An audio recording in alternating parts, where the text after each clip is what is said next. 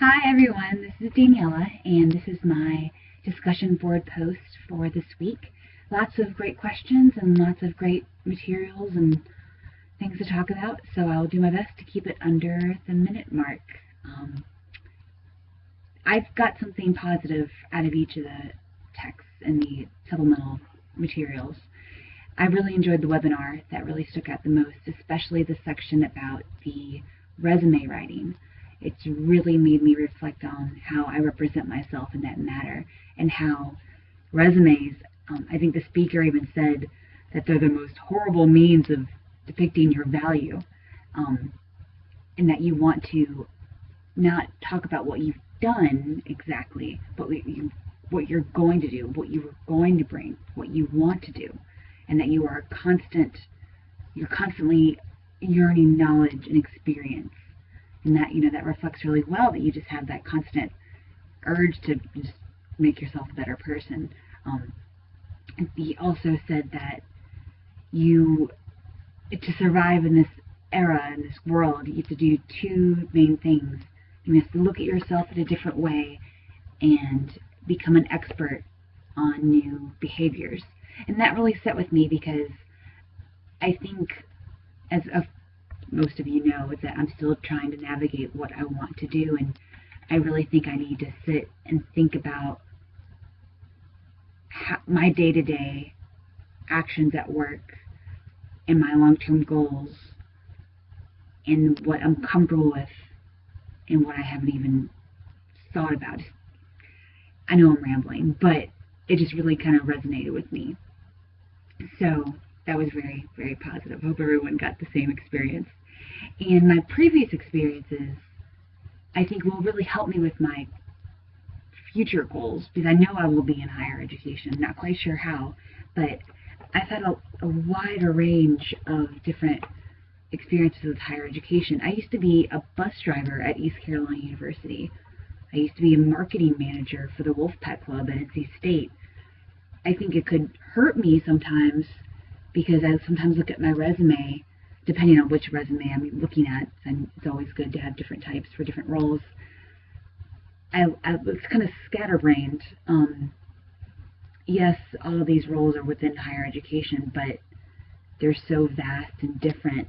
I realize that that can sometimes hurt me and that I need to focus on what's important for the role that I'm applying for. Just because I've had lots of random jobs in college and universities doesn't set me apart from many people. That's a lot of people have that. So really big eye-opener. Another part of the readings that I found interesting that related to one of the questions was, what issues are presented that relate to your hopes and fears and expectations for your job search. And the article, The Perfect Job, I think it is, just made me realize that I'm not alone. And that's a fear that I have about not knowing what I want to do. And even if you do find the perfect job, you still could struggle. You still could have setbacks. And it could be wonderful at the same time. It's just so many different opportunities and ways that it could land. You just have to be open and prepared. And speaking of prepared, the other article, the transitioning from graduate school to your first job, that was one of the things that I took away from that article was the networking. I know we've always pushed networking in this program. It's, we're such a resource to everyone, and there's so many different organizations and different people and connections you can make, but you just can't take it for granted, and that's a part of that was mentioned in the article about don't abuse it, don't take it for granted, have integrity, pay it forward. It's so hard and so easy. Well, it's so hard not to break bridges and, not disgrace your name, but you just want to give good impressions and you want to stand by your word and just be a good person so those networks are genuine. I sometimes worry that bridges are burned before you even built them.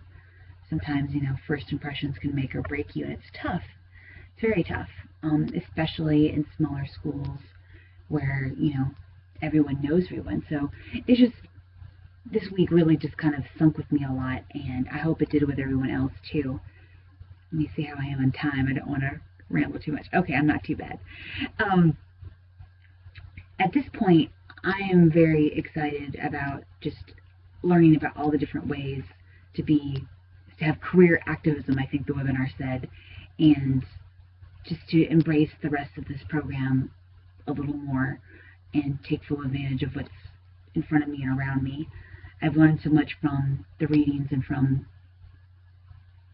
my classmates and the instructors, and I think that the courses have been a nice balance of what I'm comfortable with and what I'm not comfortable with, and I think that was purposeful from the instructors, because we're all very different, and even though we all want to go into higher education and student affairs or anything in that realm, there's so many different divides within higher education.